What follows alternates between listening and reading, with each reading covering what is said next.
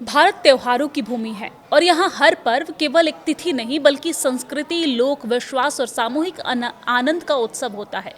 मकर संक्रांति ऐसा ही एक पर्व है जो देश के लगभग हर हिस्सों में मनाया जाता है, लेकिन नाम, विधि और रस्में क्षेत्र के अनुसार बदल जाती है। दरअसल सूर्य के मकर राशि में प्रवेश के साथ जुड़ा ये पर्व कृषि, ऋतु परिवर्तन और सामाजिक मेल जोल का प्रतीक है। आइए जानते हैं कि अलग अलग राज्यों में मकर संक्रांति को किन नामों से जाना जाता है और वहां पर कैसे मनाया जाता है, कौन से विशिष्ट वहां की परंपराएं जुड़ी है। हिंदू पंचांग के अनुसार मकर संक्रांति वो दिन है जब सूर्य देव धनु राशि से निकलकर मकर राशि में प्रवेश करते हैं। ये आमतौर पर 14 या 15 जनवरी को पड़ता है। ये पर्व इसलिए भी विशेष है क्योंकि ये उत्तरायण की शुरुआत का संकेत देता है, जब दिन बड़े और रातें छोटे होने लगती है। कृषि प्रधान समाज में ये समय नई फसल के आगमन, कृतज्ञता और उत्सव का होता है। इस मौके पर तीर्थ स्थलों पर श्रद्धालु उमड़ते हैं। प्रयागराज में तो इस समय लाखों लोग एक महीने का कल्पवास करते हैं। हालांकि इस कल्पवास में मकर संक्रांति भी एक त्योहार है। ये उत्सव पौष पूर्णिमा से शुरू होकर महाशिवरात्रि पर समाप्त होता है और इस साल प्रयागराज में ये पर्व 3 जनवरी से शुरू हुआ है। 14 जनवरी को मकर संक्रांति का स्नान है, 18 जनवरी को मौनी अमावस्या है और 23 जनवरी को वसंत पंचमी है। 1 फरवरी को माघी पूर्णिमा तथा 15 फरवरी को महाशिवरात्रि के दिन ये समापन होगा। अगर उत्तर प्रदेश और बिहार की बात करें तो उत्तर प्रदेश और बिहार में मकर संक्रांति को आमतौर पर खिचड़ी कहा जाता है। इस दिन चावल और दाल से बनी खिचड़ी का भोग लगाया जाता है और गरीबों को दान भी दिया जाता है। गंगा, सरयू और अन्य नदियों में स्नान करना पुण्यकारी माना जाता है। प्रयागराज, वाराणसी और हरिद्वार जैसे तीर्थ स्थानों पर श्रद्धालुओं की भारी भीड़ इस दिन देखने को मिलती है। अगर गोरखपुर की बात करें तो गोरखपुर में गोरखनाथ मंदिर में खिचड़ी मेला में यूपी, बिहार के अलावा नेपाल से भी श्रद्धालु बड़ी संख्या में आते हैं क्योंकि इस मेले की बहुत बड़ी मान्यता है। उत्तर भारत के अन्य राज्यों में जैसे मध्य प्रदेश, छत्तीसगढ़, राजस्थान, दिल्ली, जम्मू और पूर्वोत्तर भारत के अरुणाचल प्रदेश में खिचड़ी का पर्व मकर संक्रांति के रूप में मनाया जाता है। उत्तराखंड में से उत्तरायणी और घुघुतिया तथा हिमाचल प्रदेश में लोग मकर संक्रांति को माघ साजी के रूप में भी मनाते हैं। अगर पंजाब की बात करें तो पंजाब, हरियाणा, चंडीगढ़ में मकर संक्रांति को लोहड़ी के नाम से जानते हैं।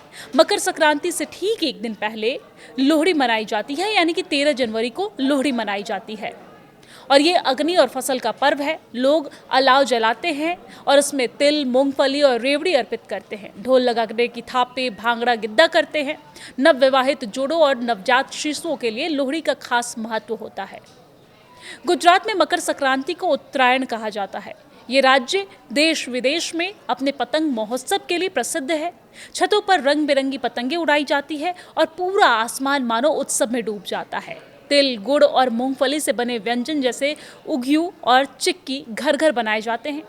गुजरात के दौरे पर पहुंचे प्रधानमंत्री नरेंद्र मोदी ने सोमवार को पतंगबाजी भी की, जिसकी तस्वीरें भी आपने देखी। साथ ही साथ आपको बता दें कि महाराष्ट्र की अगर हम बात करें तो महाराष्ट्र में इसे मकर संक्रांत कहा जाता है, लेकिन यहाँ की खास पहचान है। इस दिन लोग तिल गुड़ की मिठाई एक दूसरे को भेजकर और मधुर संबंधों का संदेश देते हैं, मुंह मीठा करवाते हैं। हालांकि महिलाएं हल्दी कुमकुम का आयोजन करती है और नए कपड़े पहनती है। अगर तमिलनाडु की बात की जाए तो तमिलनाडु में मकर संक्रांति 4 दिनों तक चलने वाला पर्व है, जिसे पोंगल कहा जाता है। हर दिन का अपना महत्व एवं नाम है। आपको जानकारी दे दें कि पहले दिन को भोगी पोंगल कहा जाता है। ये पुराने सामान को त्यागने का दिन होता है। दूसरे दिन सूर्य पोंगल है। इस दिन सूर्य देव की पूजा और मीठे पोंगल का भोग लगाते हैं और इसकी परंपरा है वहाँ पर। वही अगर तीसरे दिन की बात करें तो तीसरे दिन मट्टू पोंगल है। इस दिन पशुओं और विशेष तौर पर बैलों की पूजा की जाती है और अंतिम दिन कानूम पोंगल कहा जाता है इस दिन को, और ये पारिवारिक और सामाजिक मेल मिलाप के लिए माना जाता है। कर्नाटक में लोग एलू बेल्ला कहते हैं, यानी कि तिल, गुड़, नारियल, मूंगफली का मिश्रण बांटते हैं। आपको बता दें कि गन्ना और केले का विशेष महत्व है। यहाँ भी सूर्य और फसल के प्रति कृतज्ञता प्रकट की जाती है। आंध्र प्रदेश की तरफ अगर नजर डालें तो आंध्र प्रदेश और तेलंगाना में इसे संक्रांति कहा जाता है और यहाँ भी 4 दिन तक इस त्योहार को मनाई जाती है। भोगी, संक्रांति, कनुमा और मुक्कुनुमा के नाम से यहाँ पर जाना जाता है। रंगोली, बैलों की सजावट, लोक नृत्य और पारंपरिक खेल इस पर्व की पहचान है। यहाँ और तमिलनाडु की विविधता में काफी समानताएं हैं। केरल में मकर संक्रांति मकर विल्लुकु के नाम से भी मनाई जाती है और इस दिन प्रसिद्ध सबरीमाला अयप्पा मंदिर में एक विशेष आयोजन होता है। मकर संक्रांति को मलयालम कैलेंडर के मुताबिक मकरम महीने का पहला दिन माना जाता है। यहाँ इसे संक्रांति भी कहते हैं। वही अगर पश्चिम बंगाल की बात करें तो पश्चिम बंगाल में मकर संक्रांति को पौष संक्रांति भी कहा जाता है। इस दिन पीठे पुल्ली यानी कि चावल और गुड़ से बनी मिठाइयां बनाई जाती है। ग्रामीण और आदिवासी क्षेत्रों में विशेष तौर पर पुरुलिया, बांकुड़ा और झारखंड से सटे इलाकों में ये पर्व टूसू के रूप में भी मनाया जाता है। टूसू गीत, रंगीन टूसू, प्रतिमाएं और विसर्जन इसकी खास पहचान है। ओडिशा की तरफ अगर नजर डालें तो ओडिशा में मकर संक्रांति को लेकर मकर चौला कहा जाता है इसे।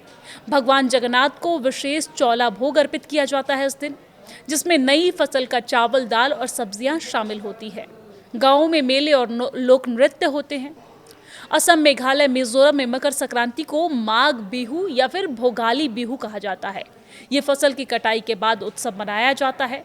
लोग मेजी यानी कि अलाव, आग जलाते हैं, सामूहिक भोज करते हैं और पारंपरिक खेलों का आयोजन भी किया जाता है और आग के चारों तरफ लोग खेल खेलते हैं, नृत्य भी करते हैं। तो ये रहा अलग अलग राज्यों की अलग अलग परंपराएं और विशेषताएं, जहां पर मकर संक्रांति को अलग अलग अंदाज में अलग अलग तरीके से मनाई जाती है। वैसे मकर संक्रांति केवल धार्मिक पर्व नहीं है, बल्कि ये कृषक जीवन, सामुदायिक एकता और प्रकृति के प्रति सम्मान का उत्सव है। तिल गुड़ का सेवन स्वास्थ्य से जुड़ा है, पतंगबाजी सामूहिक आनंद का प्रतीक है और दान पुण्य सामाजिक संतुलन को दर्शाता है। तो इस तरह मकर संक्रांति को कहीं खिचड़ी, कहीं लोहड़ी, कहीं उत्तरायण, कहीं पोंगल, कहीं माघ बिहू, मकर चौला और टूसू नाम से जाना जाता है, पहचाना जाता है। लेकिन भाव एक ही है, सूर्य, फसल और जीवन के प्रति कृतज्ञता। मकर संक्रांति भारत के उस सांस्कृतिक एकता का उदाहरण है जहां विविधता होते हुए भी मूल भावना समान रहती है। यही कारण है कि ये पर्व सदियों से लोगों को जोड़ता आ रहा है और आने वाली पीढ़ियों को अपनी जड़ों से जोड़ने का कार्य करता रहेगा। अब ये त्यौहार अपने इन्हीं नामों, संस्कृतियों के साथ साथ प्रवासी भारतीयों के बीच में भी लोकप्रिय हो गया है। आपके यहाँ किस तरीके से मनाते हैं मकर संक्रांति, कमेंट करके जरूर बताएं।